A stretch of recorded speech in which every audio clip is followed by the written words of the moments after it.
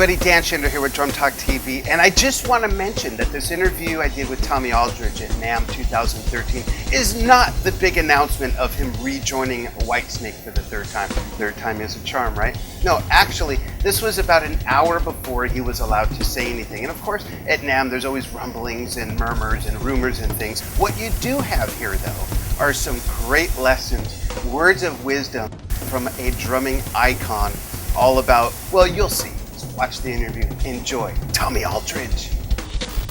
Hi, I'm Dan Schindler with Drum Talk TV here at NAMM 2013 with an icon in drumming, Mr. Tommy Aldridge. If you've been around even half as long as I have, which is a long time, you may know him from Black Oak, Arkansas, Pat Travers, Ozzy Osbourne, and so many more things. First, I want to ask Tommy, how are you enjoying the NAMM show? I'm well, thank you.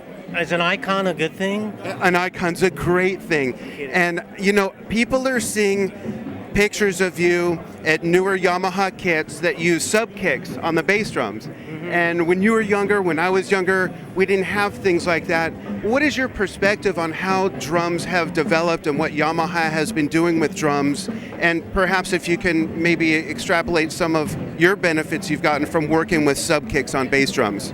Well, with the subs, I mean, obviously it's really sweet because I use a mic inside the kick and I use a sub on the outside just for the low end.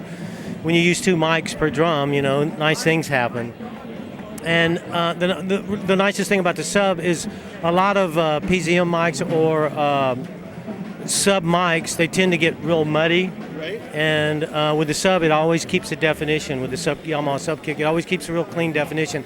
Just you never lose the definition, no matter how fast. If you're playing like really fast 16ths or whatever, it still reads really well, which is real sweet. I like that. It really catches the air rather than the sound, you know, and moves it from impact rather than sound. So it's really cool. And as far as Yamaha, I've been with them the lion's share of my career, and they really spoil me. They just keep raising the bar, you know, from kit to kit to kit to kit, and their construction techniques have pretty much remained the same. It really, really works. It's ply by ply from the inside out, you know, and stagger the seam to the opposite side of the drum every time, and cut it a 45 bias, and they've been using that because it really works and the drum stays round.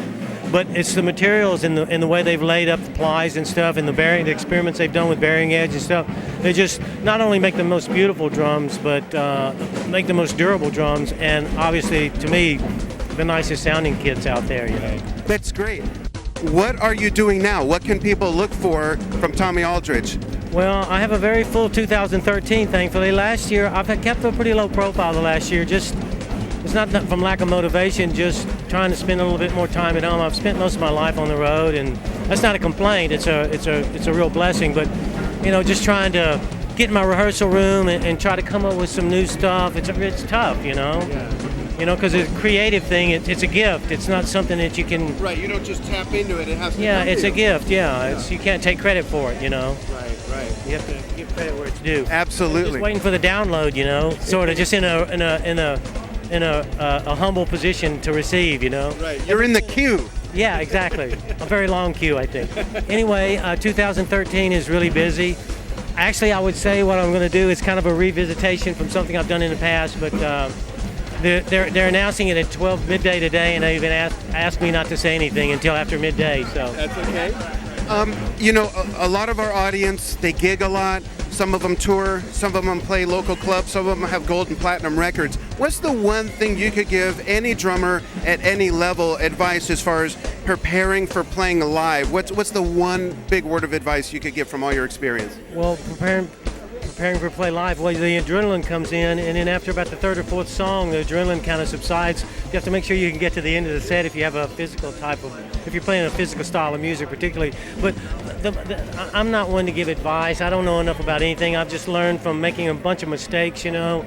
Learn the rudiments, practice with a click, learn styles of music that maybe don't accommodate you emotionally or that you even like, so you can grab from them and pull them into what you're doing, and it'll make so much more of what you're doing, because the music that I play, it's not rocket science, but it has some openings in it to give you some space to do some really cool things, you know, in a very meager kind of way. So not a lot of notes. So I just try to encourage guys to learn the fundamentals, practice with a click, and listen to all different types of music when you're coming up. And you can get things from those styles of music and bring them into what you're doing. Make you a far better drummer. It'll increase your vocabulary. You'll be able to work when you're 15. You'll be able to work when you're 25. You'll be able to work when you're 65. I love that you're saying that, because I'm constantly telling my audience to expand their horizons, listen to music that maybe they don't even like, and listen to just isolate what the drummer's doing, and you will pick things up that, like you said, you can draw on, just like ingredients from different cultures to make a dish with, you know. Absolutely, and it's nice to have success with a band, but you don't want to be known just for your success with a particular band, because they come and go. And any kind of fame, I mean, Andy Warhol said it, what, everyone's famous for 15 minutes? Well, 15 years can seem like 15 minutes when it's over, you know.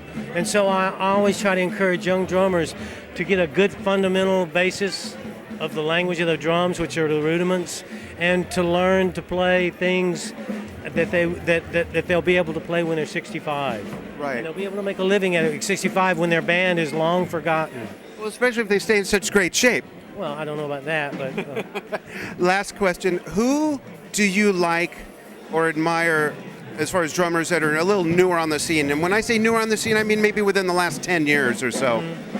Well, Matt Arnett, I don't know if you heard Matt, who played before me today, you know, killer drummer, plays with Periphery, I believe, you know, an amazing drummer. There's so many great guys out there. And the thing is, when I was coming up, there weren't that many guys populating the business, so if you had a little bit going, you really stood out. Now, to stand out, because the business is just gotten exponentially bigger. I mean, there's more people doing it. It's been my business because that's all I've ever done, you know. And I grew up as just loving to play drums. I still do, but at some point in time, if you're going to be serious about it, you have to make enough money at it to do only that, because it has to be a full-time job.